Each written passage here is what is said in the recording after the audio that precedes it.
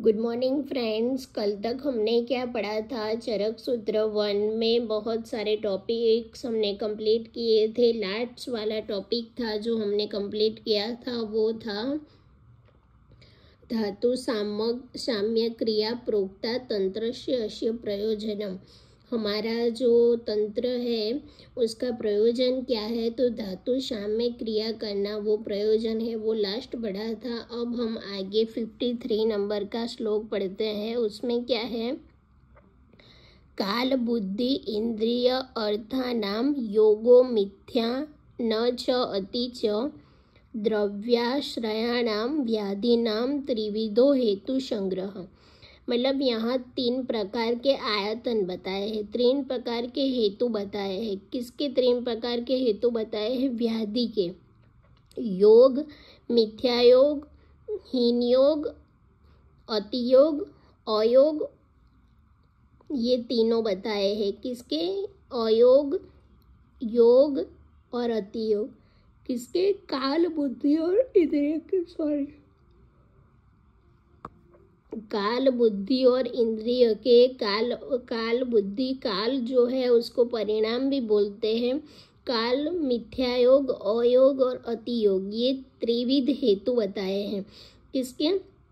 तो व्याधि के। व्याधि होने के ये तीनों, इंद्रियों का, बुद्धियों का और काल का, मिथ्यायोग, अयोग और अतियोग जो होता है ना, वो बताया गया है। फिर एक हम ये भी पढ़ेंगे यहाँ पे काल, बुद्धि और इंद्रिय। तो एक हम चरक शारीर 1 में ये भी पढ़ते हैं। क्या है? प्रज्ञापराध की एक डेफिनेशन आती है। उसमें क्या आता है? धी, धृति, स्मृति, विभ्रंश।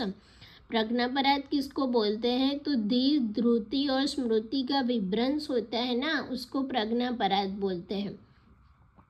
फिर आगे का श्लोक क्या है? शरीरम सत्वसंज्ञम च व्याधि नाम आश्रयो मतः। यहाँ पे व्याधि का आश्रय बताया है। व्याधि कहाँ कहाँ पे होता है? तो व्याधि 2 जगहों पे होता है। शरीरम सत्वसंज्ञम, शरीर में होता है, और सत्वसंज्ञम मीन्स जो सत्व संज्ञा वाला मन होता है ना, उसमें होता है। तो शरीर में और मन में 2 जगह पे वह हमारा व्याधि होता है। तथा सुखानाम योगस्तु सुखानाम कारणम समः।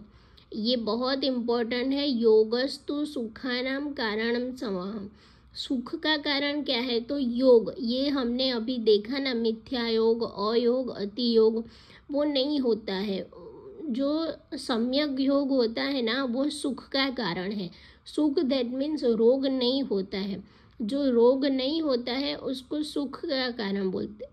तो यहाँ पे इस श्लोक में क्या बताया है? शरीरम सत्वसंज्ञम, शरीर और सत्वसंज्ञा।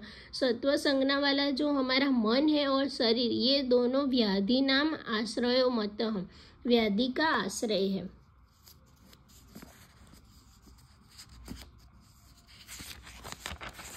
अब हम पढ़ते हैं आत्मा का स्वरूप। क्या पढ़ते हैं? आत्मा का स्वरूप। श्लोका नंबर 55, चरक संहिता सूत्र स्थान 1st चैप्टर दीर्घ जीवित अध्याय का 55 नंबर का श्लोक क्या है? निर्विकारः परस्तु आत्मा सत्वभूत गुणेन्द्रियम। निर्विकार परस्तु आत्मा। आत्मा जो है वो निर्विकार है। आत्मा क्या है? निर्विकार है। और सत्वभूत गुणेन्द्रियम, चैतन्य कारणम नित्यो, वो और दृष्टा पश्यति ही क्रिया, वो सिर्फ क्रियाओं को देखता ही है, उसमें उसको विकार नहीं होता है। उसको वो केवल क्या होता है, जो हमारा मन होता है, बॉडी होता है ना, वो दोनों में रोग होते हैं। आत्मा में रोग नहीं होता है, इसलिए उसको बोला है निर्विकार परस्तु आत्मा। वो परम है, आत्मा है ना, वो परम है। और दृष्टता पश्यति ही क्रिया, वो सिर्फ जो बॉडी में जो भी क्रिया हो रही है ना, उसको देखता ही है सिर्फ। और बोला है वो चैतन्य कारणम नित्यो। जब बॉडी में आत्मा का चला जाता है ना, तो बॉडी का डेथ हो जाता है। दैट मीन्स जो बॉडी में चैतन्य का कारण है ना, वो क्या है? आत्मा है। बॉडी में चैतन्य का कारण क्या है? आत्मा है। अब यहाँ पे शारीरिक दोषों की बात बताई है, शारीरिक दोष और मानसिक दोष। तो यहाँ पे बोला है वायु पित्तम कफश्चोक्तः शारीरो दोष संग्रह। शरीर के 3 दोष है। कितने? 3, वायु, पित्त और कफ। मानस पुनर्दृष्टो रजस्तम एवच। क्या है? रजस्तम एवच।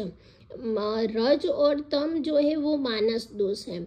सत्व क्या है? सत्व दोष नहीं है, सत्व उसका गुण है। मानस का गुण है सत्व, और रज और तम उसका दोष है। फिर क्या बताया है? दोषों, और ये अब चिकित्सा बताई है। मानसिक दोष की चिकित्सा क्या बताई है? तो यहाँ पे बताया है प्रसात्म्य औषधम पुरो देव युक्ति वपाश्रय। देव वपाश्रय, युक्ति वपाश्रय चिकित्सा बताई है।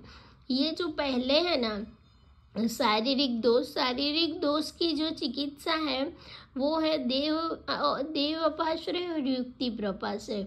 और जो मानस की चिकित्सा है उसमें बताया है ज्ञान, विज्ञान, धैर्य, स्मृति, समाधि भी। मानसो ज्ञान, विज्ञान, धैर्य, स्मृति, समाधि भी। ये 5, ये 1, 2, 3, 4 और 5 है ना, ये 5 मानस की चिकित्सा बताई है। क्या है? ज्ञान, विज्ञान, धैर्य, स्मृति, समाधि भी। देव वपाश्रय और युक्ति वपाश्रय चिकित्सा सारी दोष की है, और ये ज्ञान, विज्ञान, धैर्य, स्मृति, समाधि भी है, वो मानस चिकित्सा है। ओके। अब यहाँ पे वायु के लक्षण बताए हैं। वायु के लक्षण क्या बताए हैं? वायु के लक्षण में बताए हैं रुक्षः शीतो लघु सूक्ष्म चलो अथः विशदः खरः विपरीत गुणे द्रव्ये मारुतः संप्रशाम्यति। दैट मीन्स ये क्या बताया है? यहाँ बताया हुआ है कि ये रुक्ष, शीत, लघु, सूक्ष्म, चल, विशद, खर, ये सब वात के गुण हैं, और इसके विपरीत गुण वाली हम कोई ट्रीटमेंट करते हैं ना, तो वात का प्रशाम्यति होता है, वात का शमन होता है। अगर वात बढ़ गया है, किसी पेशेंट में वात दोष की वृद्धि हुई है ना, तो हमें उसमें ट्रीटमेंट क्या करनी है?